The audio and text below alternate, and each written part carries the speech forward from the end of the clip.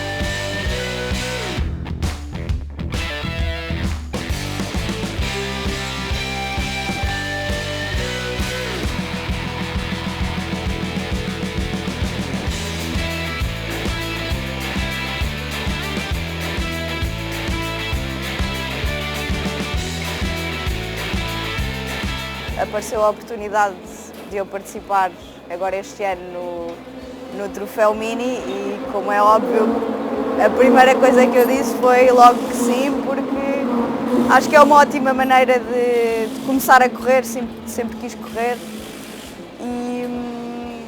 e é um carro giríssimo, é um troféu giríssimo e não sei, agora tenho que ver como é que vai correr. As minhas expectativas para o primeiro fim de semana.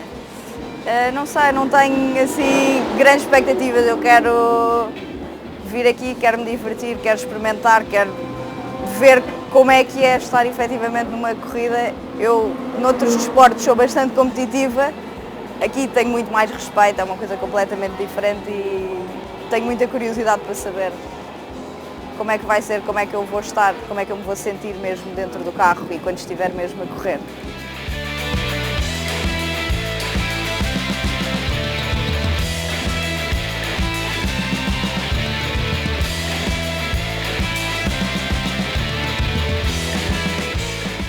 Mais uma vez, a história repete-se. Mini foi o meu primeiro carro, há 18 anos atrás foi onde eu aprendi a conduzir. Acima de tudo, a ganhar confiança neste tipo de ambiente, conhecer para além da organização, os outros pilotos e os outros intervenientes que fazem parte aqui de todo o projeto, do mundo das corridas. Está a ser uma novidade a todos os níveis, mas acho que está a correr bastante bem até agora. Vamos ver como é que corre a qualificação. Estou com alguma expectativa para a corrida. Primeiro contacto com o circuito. A pista é claramente uma montanha russa com alcatrão, requer muito conhecimento de pista. Nós ainda só fizemos uma sessão de treinos de 40 minutos. Vamos ver agora se com a qualificação ganhamos mais algum conhecimento para ver se a corrida corre bem.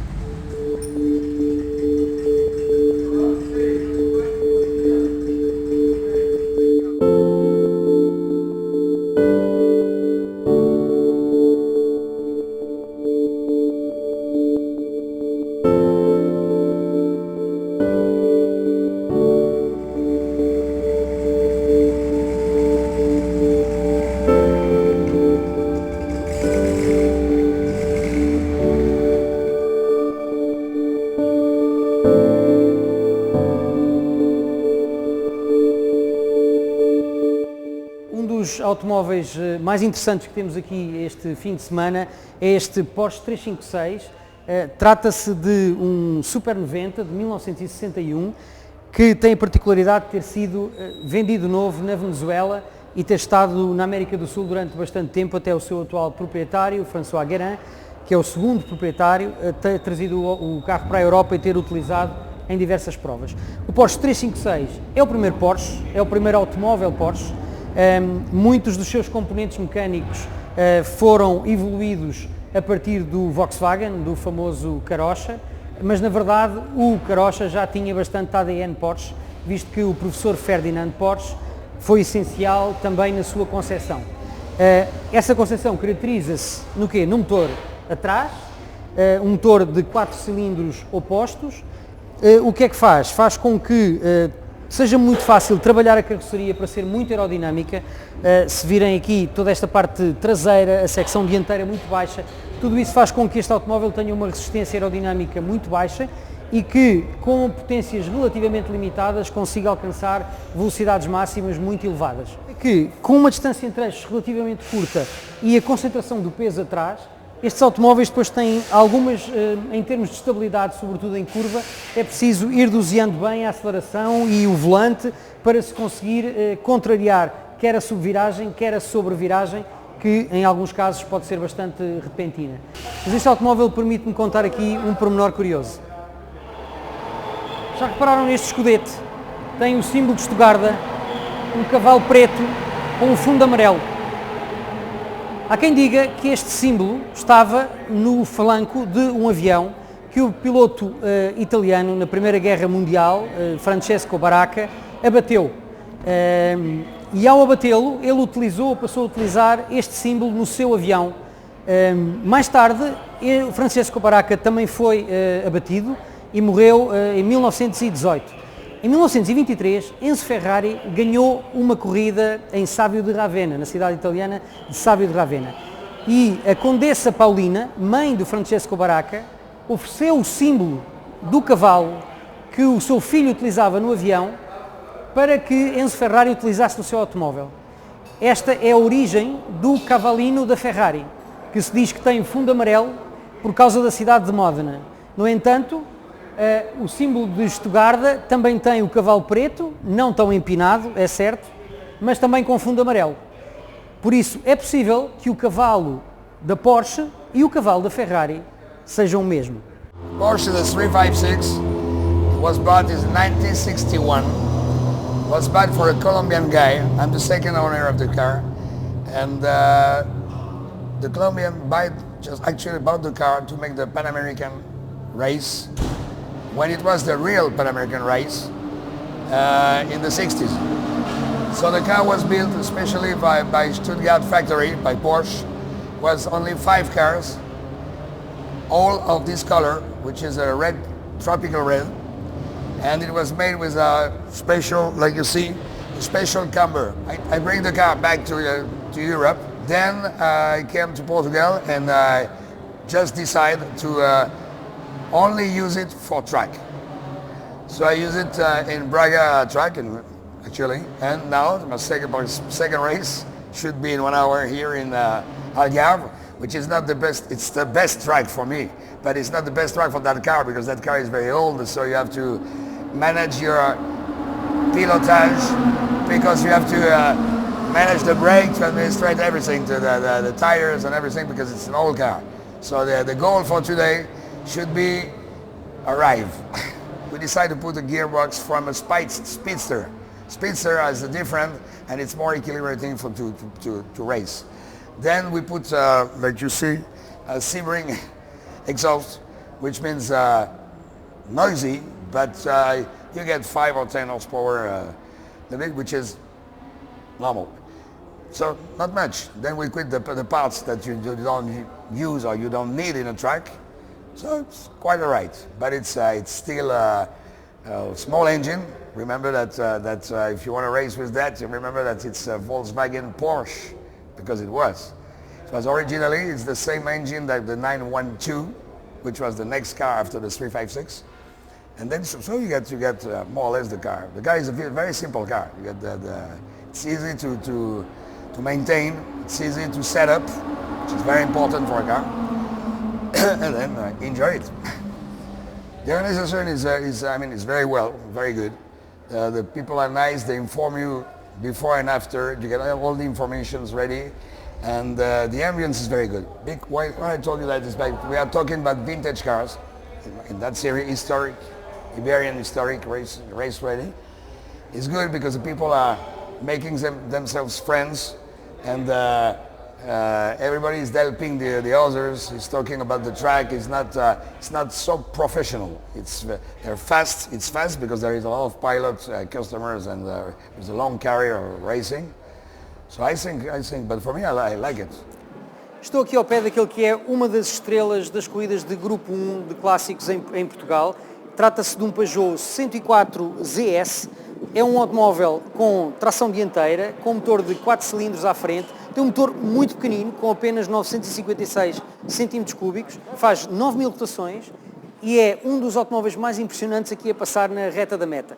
A verdade é que esta categoria dos automóveis com motor até 1052 cm3 corre com especificações de grupo 2. Isso significa que este automóvel tem a suspensão e os travões ligeiramente melhorada e as alterações ao motor também permitem que ele atinja esta potência e que seja realmente mais competitivo.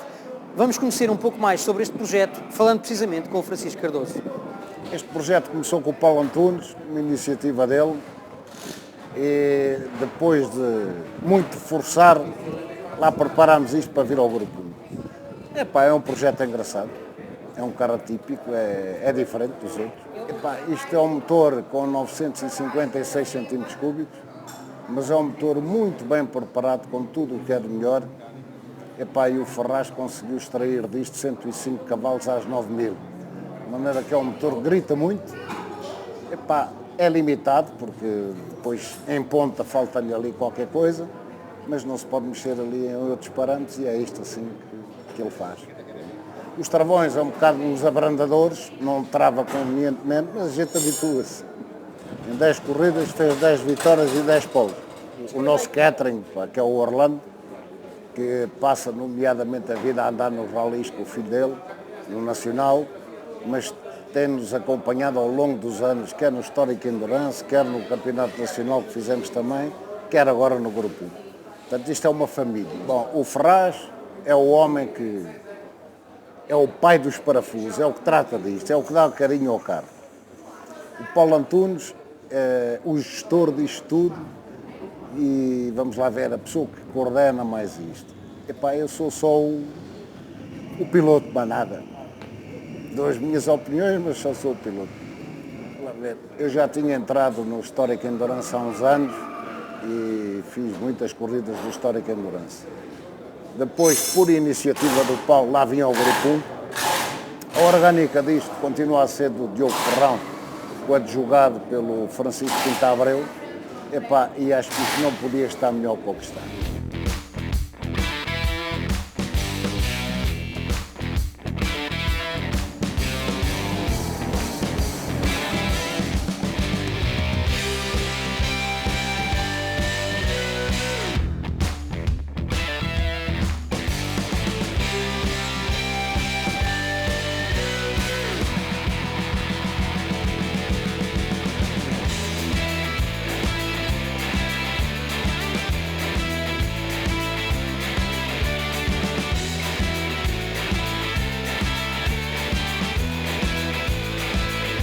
O fim de semana acabou mais cedo porque esta corrida, mesmo antes de arrancar, a caixa partiu, não consegui sequer fazer o arranque e, portanto, vou ter que ficar à espera da próxima corrida. Não podem correr sempre bem. Também, se eu começar assim por baixo, a próxima não pode ser pior. Portanto, agora é continuar a treinar e esperar até Braga, em setembro. Estou muito contente, fiquei muito satisfeito com o resultado da primeira corrida. Não estava nada à espera e tive a felicidade de ganhar a classe da Mighty Mini, portanto a classe dos estreantes, e foi um enorme orgulho e uma grande responsabilidade para agora, para aquilo que aí vem. Eu não podia perder a oportunidade de mandar um grande beijo para a minha mãe, que não é por ser a minha, mas é obviamente a melhor do mundo. Até já. Os motores já se calaram aqui no Autódromo Internacional do Algarve. O flag também está a terminar. Foi um fim de semana repleto de boas vibrações, muitas emoções fortes e nós voltamos a encontrar-nos no Estoril Classics em outubro.